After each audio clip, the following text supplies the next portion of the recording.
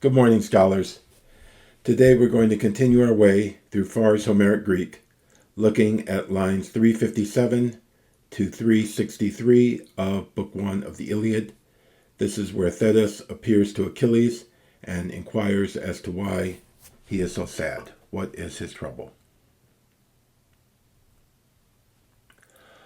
Hos pato dakru ke on, tu declue potnia mater, emene in bentesen halos, para patrikeronte, car palemos dan edu, poles halos eut omigle, kai rapaoit autoi o katesteto, da cruce ontos, keritemen katerexe, wepos te pat ek donomas de, teknon te klai eis, te dese frenas hiketopentos, ex auda me q de nooi, hina we domen ampo. Okay. Hos pato dakru ke on, tu declue potnia mater. So dakru, to, neuter is a tier. So ke on, present participle, masculine, referring back to Achilles, whose speech we just had. So kata dakru ke ein is to shed a tear, to pour down a tear. The kata is just not expressed here, but the standing expression works as well. Oftentimes you have the simple word for a compound, for the word that would be compounded with the preposition. So, hos pato dakru ke on, there would be no confusion for the listener. And potnia means mistress or queen, and it's a title of honor, often joined with mater, lady, mother. So, hos pato dakru ke on, tu declue potnia mater. Hemene in bentesen halos, para patrikeronte. So, hemene, we've seen this earlier where the heralds found Achilles hamenos. Here it's feminine because it's referring to Thetis. So hemai is to set, so she's setting. Hemenai in bentese halos.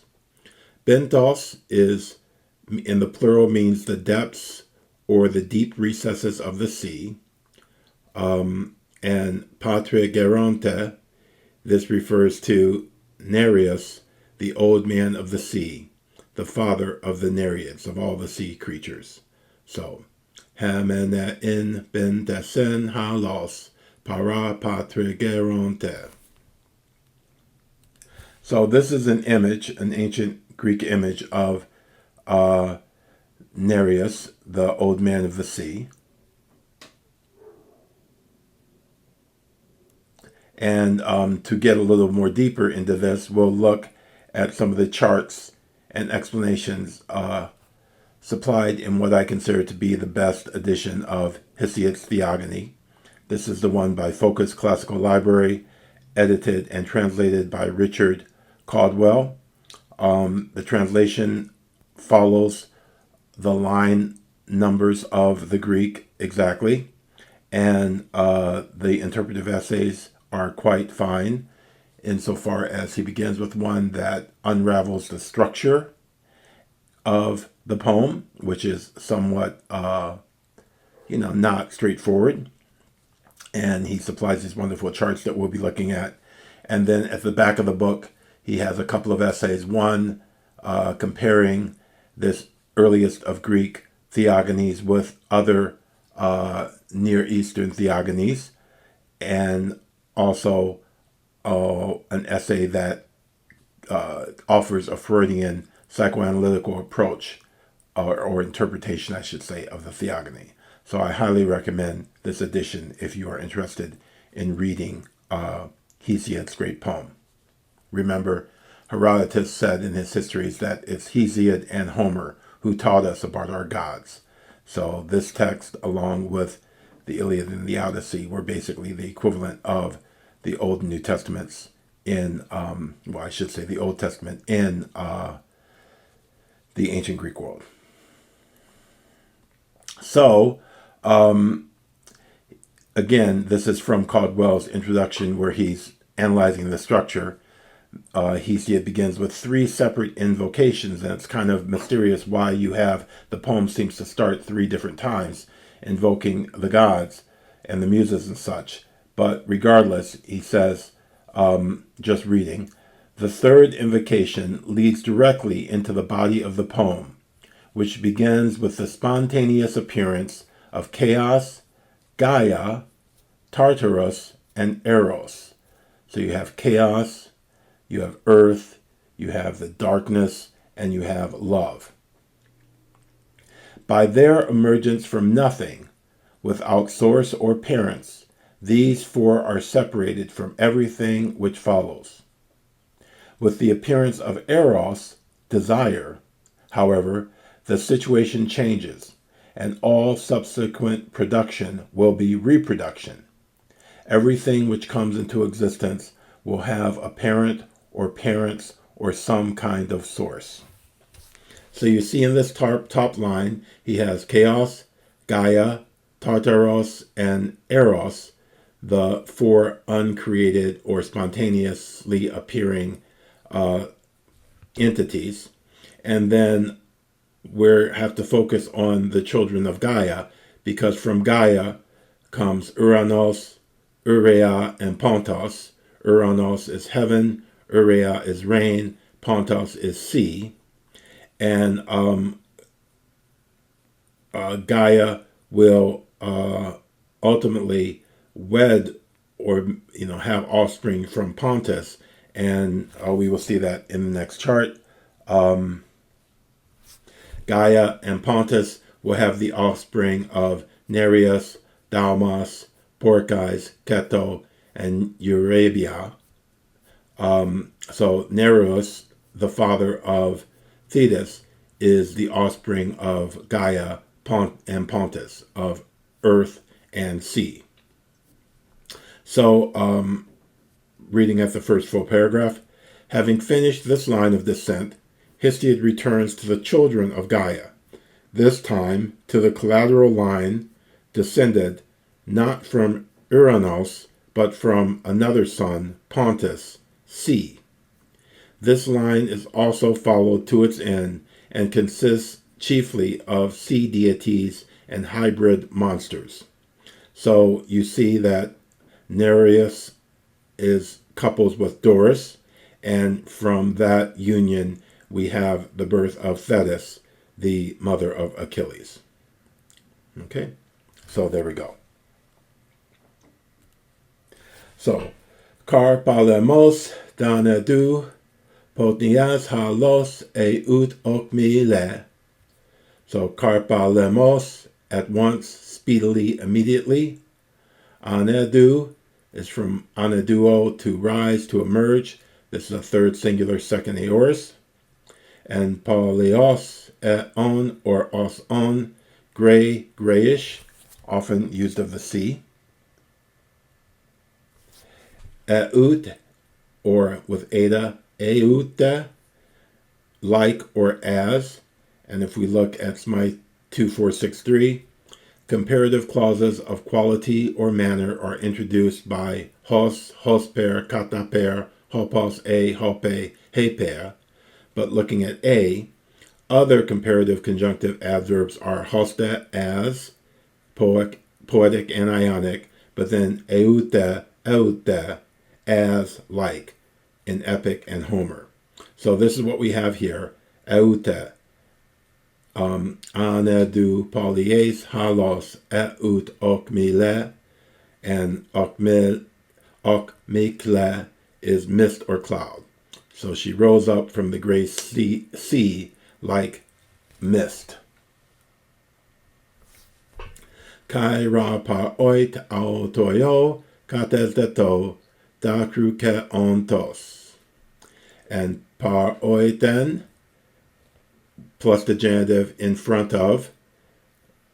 And so the autu dakru ke ontos in front of him, dakru ke ontos, reinforces the idea that Achilles is crying.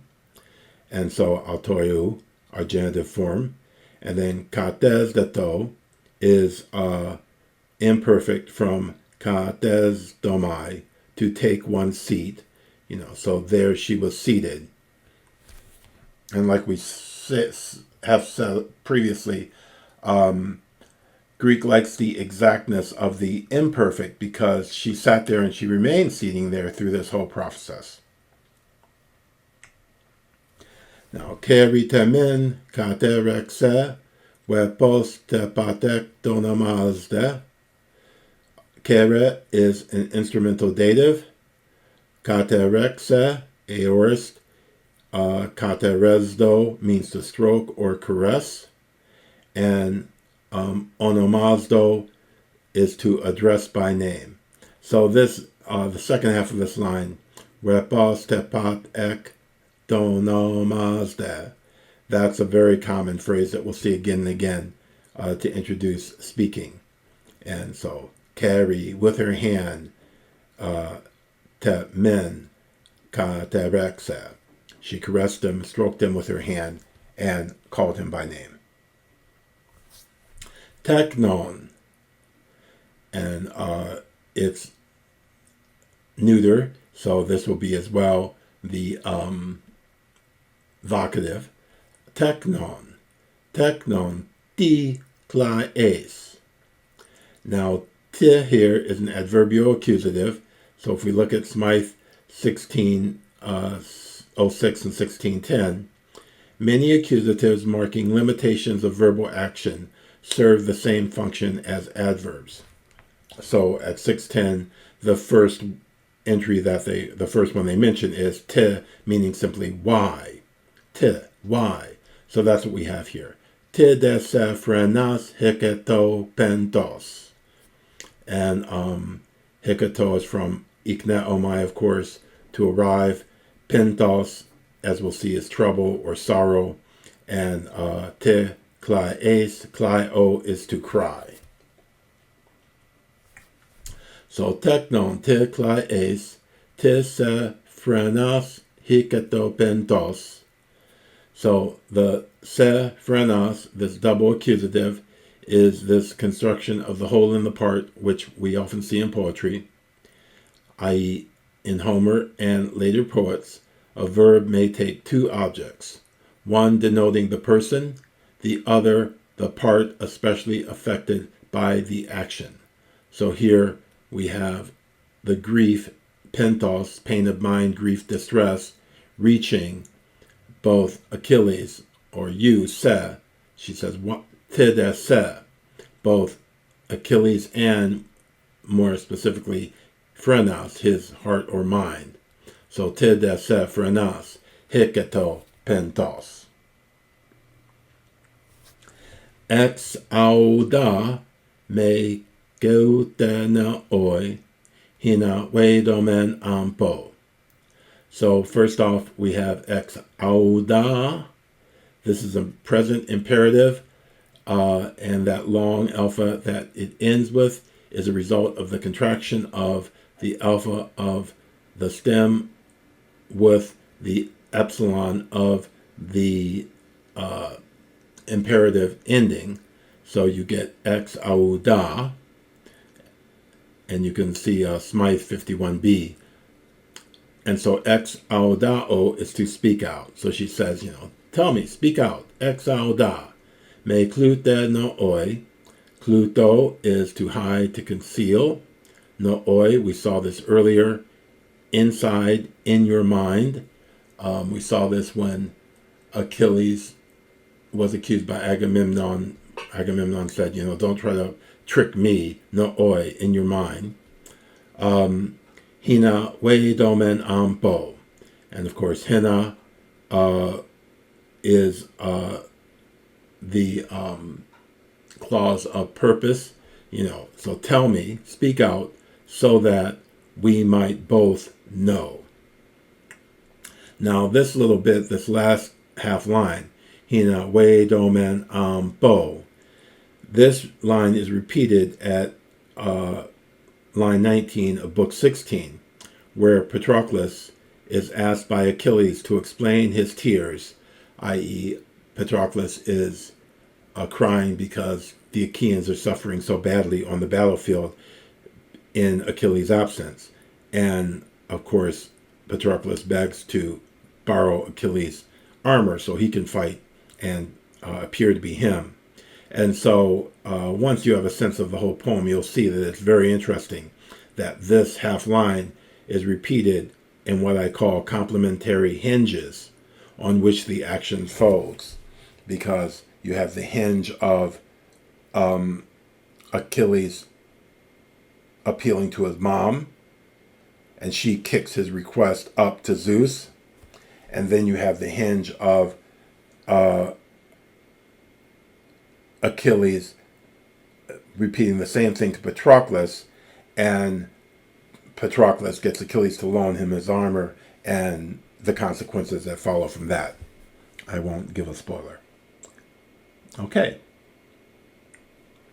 So, hos pato da cruce on, tu declu potniam eter, hemene in bentes en halos, para patri geronte, carpalemos dane du, polies halos eut o migle, kai rapa oit autoi o, gates deto da cruce ontos, keritemen caterexe, wepos debat ek donomas de, tec non te clai es, te dese frenas hicatopentos, exauda me clute noi, hina weidomen ambo.